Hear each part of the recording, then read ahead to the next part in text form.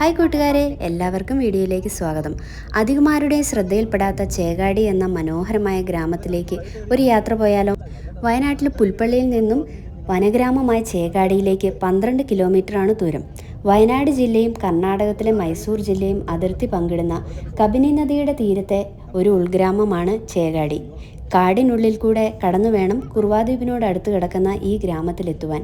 പഴമയുടെ തനിമ ഒട്ടും ചോരാതെ അവിടുത്തെ നെൽകൃഷിയും പാടങ്ങളും പുഴയും നെല്ലുമെല്ലാം കാഴ്ചക്കാരെ ആകർഷിക്കുന്നത് തന്നെയാണ്. 3 വശവും കാടിനാലും ഒരു വശം കബിനി നദിയാലും ചുറ്റപ്പെട്ട് കിടക്കുന്ന ഒരു സ്ഥലമാണ് ചേകാടി.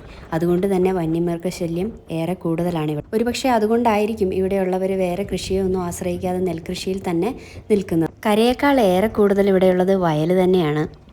പണ്ടുകാലത്ത് നിരവധി നെല്ലിനങ്ങൾ നൂറുമേനി വിളഞ്ഞിരുന്ന ചേകാടിയിൽ ഇപ്പോൾ ഗന്ധകശാല എന്ന നെല്ലിനാണ് മുൻതൂക്കം കൊടുക്കുന്നത്. ഈ നെല്ല് പൂവിടുമ്പോൾ മുതലേ പാടത്ത് നല്ല സുഗന്ധമാണ്. പഴമയുടെ തനിമ ഒട്ടും ചോർന്നു പോകാതെ സുഖുവേട്ടൻ്റെ ചായക്കട ഇവിടെയാണുള്ളത്. അതുപോലെ തന്നെ പാടത്തിൻ്റെ നടുവിലായി മണ്ണും മുളയും കച്ചിയും കൊണ്ടുണ്ടാക്കിയ കുടിലിലിരുന്ന് നിലത്ത് പായിട്ടിട്ടുള്ള ഭക്ഷണം കഴിക്കാമെന്ന്.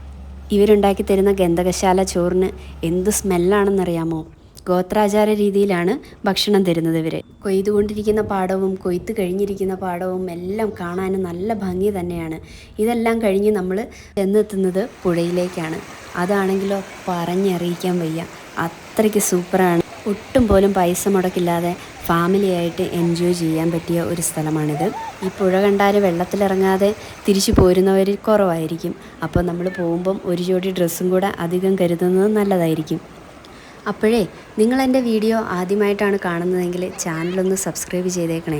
അതുപോലെ ഇതുപോലുള്ള വീഡിയോസ് ഇഷ്ടമുള്ള കൂട്ടുകാരോ ഫാമിലിയിലോ ആരെങ്കിലും ഉണ്ടെങ്കിൽ അവർക്കും ഇതൊന്ന് ഷെയർ ചെയ്ത് കൊടുക്കും കേട്ടോ.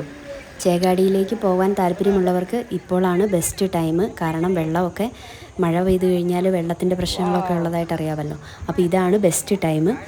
വീഡിയോയിൽ കാണുന്നതിനേക്കാളും വളരെ മനോഹരമാണ് സ്ഥലം. അപ്പോൾ എല്ലാവരും വീഡിയോ മുഴുവനായിട്ട് കാണുക.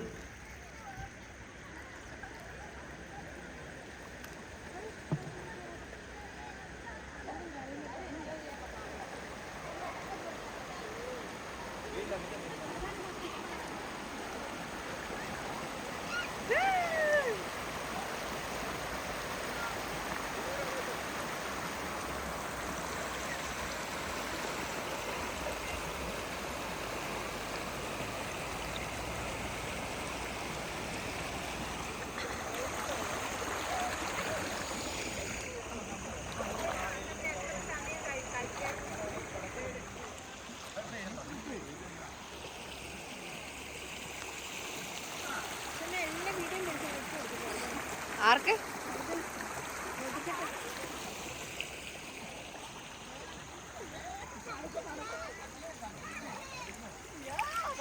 കല്ല് നല്ല ഉരയ്ക്കാൻ പറ്റിയ സ്ഥലം.